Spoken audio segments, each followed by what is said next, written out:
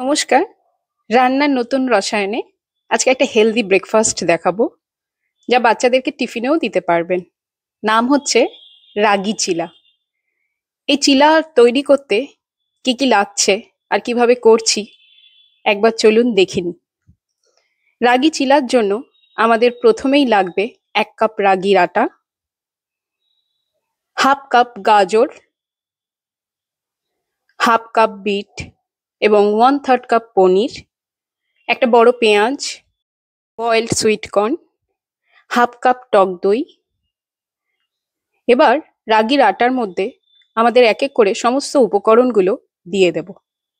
এটা ভীষণ হেলদি এবং যারা ওয়েট লস করছেন তাদের ক্ষেত্রে তো খুবই ভালো। হাই প্রোটিন এবং হাই ফাইবার ওয়ালা একটা রেসিপি।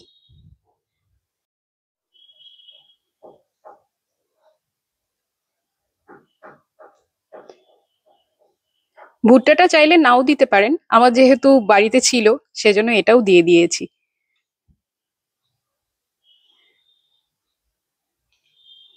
ব্যাস, সমস্ত উপকরণ দেওয়া হয়ে গেছে। এবার দিচ্ছি একটা কাঁচা লঙ্কা কুচি আর দেব নুন। বাচ্চাদের জন্য যদি করেন তাহলে লঙ্কাটা বাদ দিতেও পারেন। ব্যাস, সবগুলোকে একসাথে ভালো করে মিশিয়ে নেব। এবার এর মধ্যে দিচ্ছি পরিমাণ মতন জল। আমাদের ব্যাটারটা খুব বেশি পাতলা হবে না, চিলার ব্যাটার যেমন হয় ঠিক সেরকম। এবার এর মধ্যে দিচ্ছি 1.5 চামচ মতন ছোলার ছাতু।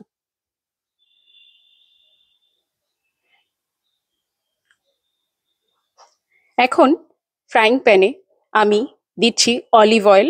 আপনি অলিভ অয়েল না থাকলে সাদা তেলও দিতে পারেন। খুব কম পরিমাণে তেল দিলাম, দেখতেই পেলেন। এবার আমাদের চিলার ব্যাটারটা এর মধ্যে দিয়ে দেব।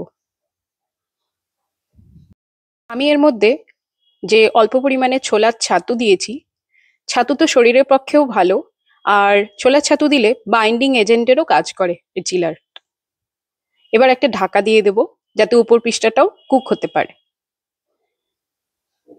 এবার ঢাকা সরিয়ে দেখবো যখন উপরটা কুক হয়ে গেছে তখন আস্তে করে এটাকে উল্টে নিতে হবে। দেখবেন যেন না ভাঙে।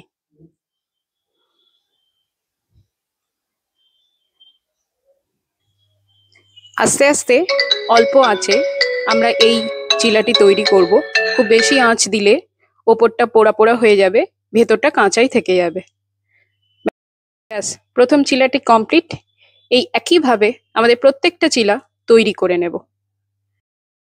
ভীষণ হেলদি এই রেসিপিটি, যেমন হাই প্রোটিন তেমনি হাই ফাইবার। এই চিলাটি খেতেও কিন্তু খুব টেস্টি হয়। ব্যাস, আমাদের চিলা কমপ্লিট।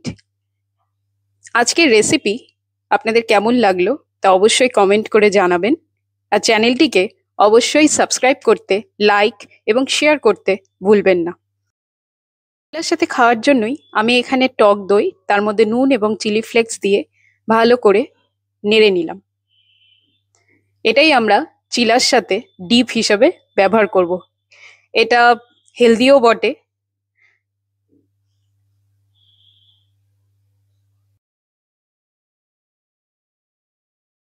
এভাবে যদি আমরা চিলার সাথে টক দই আর একটু সাথে স্যালাড দিই, শরীরের পক্ষে ভীষণ ভালো এবং খেতেও খুব ভালো লাগবে।